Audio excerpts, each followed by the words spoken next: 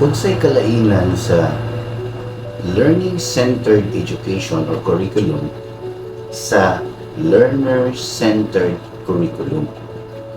O para nako tungod aning dako nga changes mo'y hinungdan sa ato ang educational crisis. That's my opinion. I'm not an expert, pero mao ako na obserbahan. You can disagree with me, pero I'd like to show you an example. Sa una manggod, kadong learning-centered pa ang curriculum. Kung unsa ang subject or kung unsa ang content, kunya dili mo ang tubag sa bata, tawgon mo sa mga teachers ang bata o bugo. Nya, giusab to. Tungod sa kanang murag discriminating paminawon ba nga tawgon ang bata nga bugo. Murag atong belittle ang mga bata. So naay ni-recommend na focus ta sa learner, sa bata. So tungod atong gibawal na nga mga teachers mo tawag sa bata o bugo. Di na gani pwedeng maingon og wrong. No, ang isulti na kay nice try. O kinahanglan pakpakan ng bata kada sakto ang answer. Nindot unta ang intention.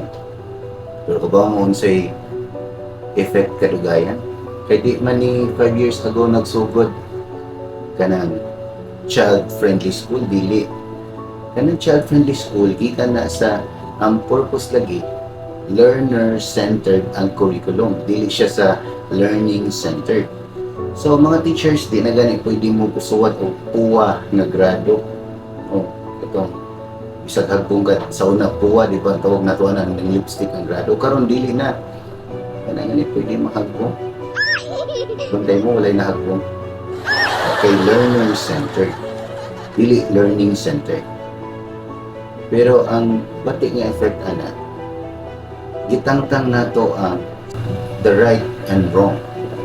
Pwede naman nato i-correct bisag sayo. Or mga teachers mahadlok na mo correct basta sayo.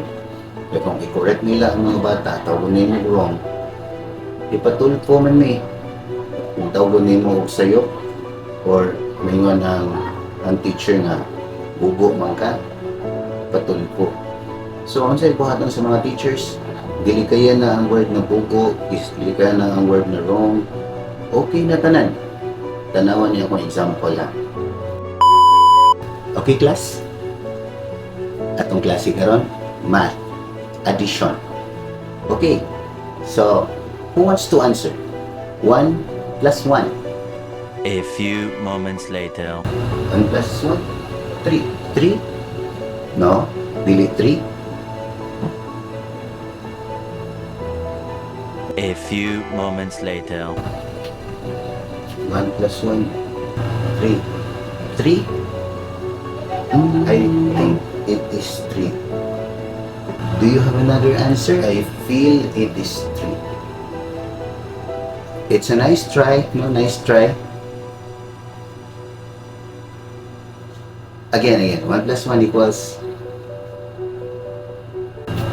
hinumdumi. Di ka pwede maingon na wrong. Hinumdumi. Di ka pwede mo ingon na bugo siya. Awa, nanay mo siyang i-disrupt. Ikaw na nung nasa iyo pa ni. It is 3, sir. I think you don't respect my opinion. It is 3, sir. That's originality and creativity. 3. Mga parehan ako gunahuna din ha. Speak up sa mo, di ba 3? Daghan mi sir, daghan mi nagunahuna ang 3 answer. Okay guys, that's 3. Let's celebrate 1 plus 1 equals 3. Woo! Let's celebrate! 3, sir. You are offending me, sir. That's my opinion that 1 plus 1 equals 3. You're being offensive. 3, sir. Really, sir? I think you're just a 3 phobia. Are you sure, sir? Are you saying that you're better than me? Because for me, 1 plus 1 is equals to 3. I think, sir, you don't deserve to be here. Because you're very judgmental. Monay kalainan, sa learning-centered o sa learner-centered. Nindot ang intention sa learner-centered ha.